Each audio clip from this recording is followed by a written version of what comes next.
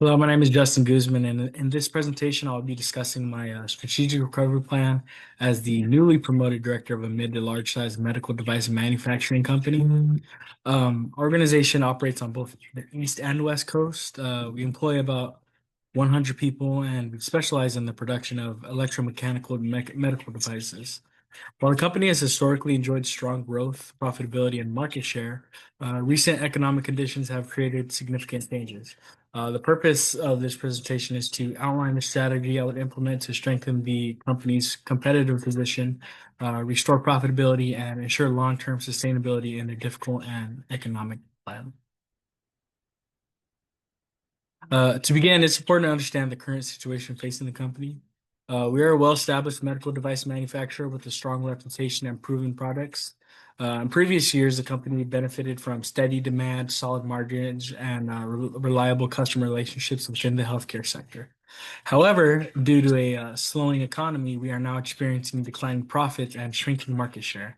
At the same time, operating expenses, including labor, materials, logistics, and regulatory compliance costs, have increased. These pressures have reduced margins and limited our ability to compete as effectively as before.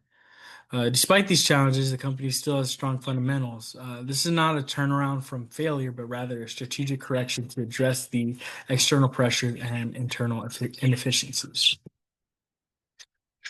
To counteract the decline in profits and market share, I would employ a mixed strategy that combines both defensive and offensive elements. A purely defensive strategy focused only on cost cutting would protect short-term cash flow, but it would limit innovation and weaken our long-term competitive position.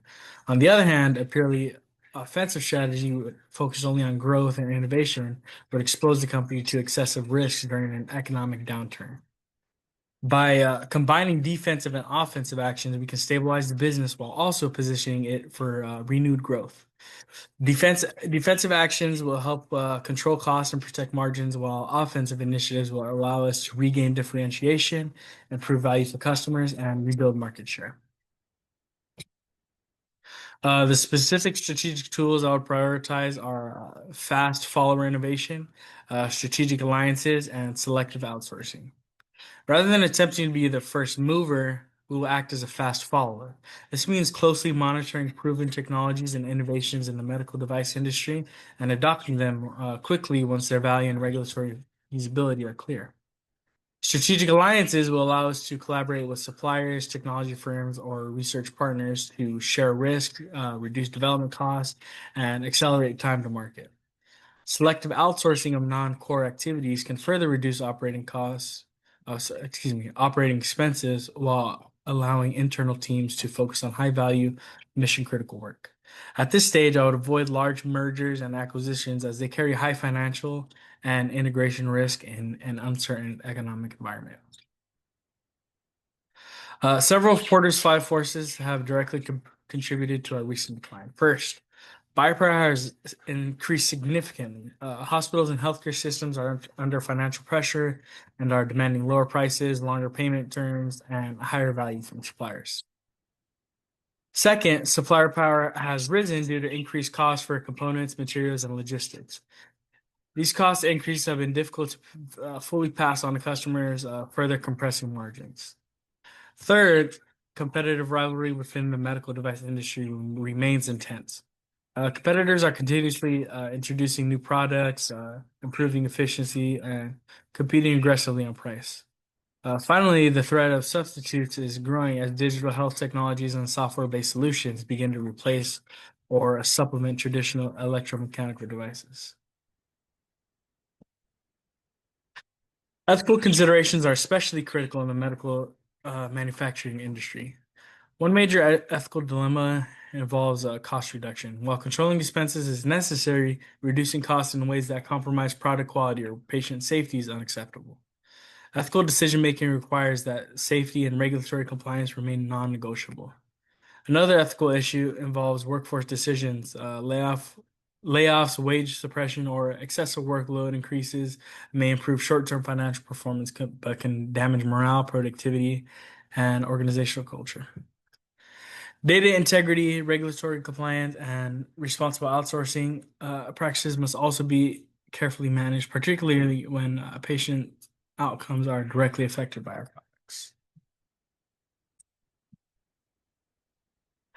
The management team will play a central role in executing the recovery strategy. Operations leadership will focus on improving efficiency and reducing waste without sacrificing quality or safety. Research and development will prioritize incremental improvements to existing products rather than costly, high-risk innovation. Human resources will lead workforce planning, retraining initiatives, and talent development to ensure employees are equipped for new technologies and processes. Compliance and quality leaders will ensure that all strategic changes align with regulatory requirements and ethical standards. Clear accountability and coordination across departments will be essential to successful execution. To ensure unethical behaviors are minimized, I would strengthen internal controls and oversight mechanisms. These include regular internal audits, compliance reviews, and quality assurance checkpoints. Confidential reporting or whistleblower system will allow employees to raise concerns without fear of retaliation.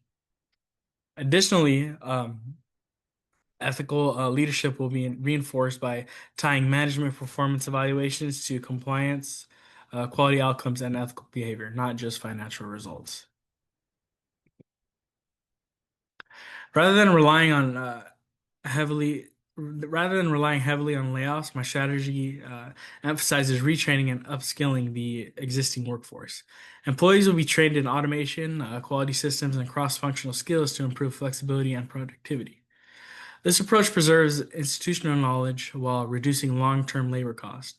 Targeted hiring will focus on critical roles in engineering, regulatory affairs, and process improvement where specialized expertise is required. This balanced approach strengthens capabilities while maintaining workforce stability. To ensure accountability, the strategy includes clear, measurable goals. Within 12 months, we aim to reduce operating costs by 10 to 15%. Within 18 months, we aim to restore positive market share growth. Product development cycle time should improve by at least 20%. These goals will be tracked by using financial key performance indicators or KPIs, market share analysis, employee training completion rates, and customer feedback. Both quantitative and qualitative measures will be used to assess progress. In conclusion, the strategy recovery plan balances stability with growth. By combining defensive cost controls with offensive innovation, maintaining strong ethical standards, and investing in our own workforce, the company can navigate current economic challenges and emerge more competitive. This approach strengthens the organization not only financially, but culturally and strategically, ensuring long-term success in a demanding and highly regulated industry. Thank you for your time.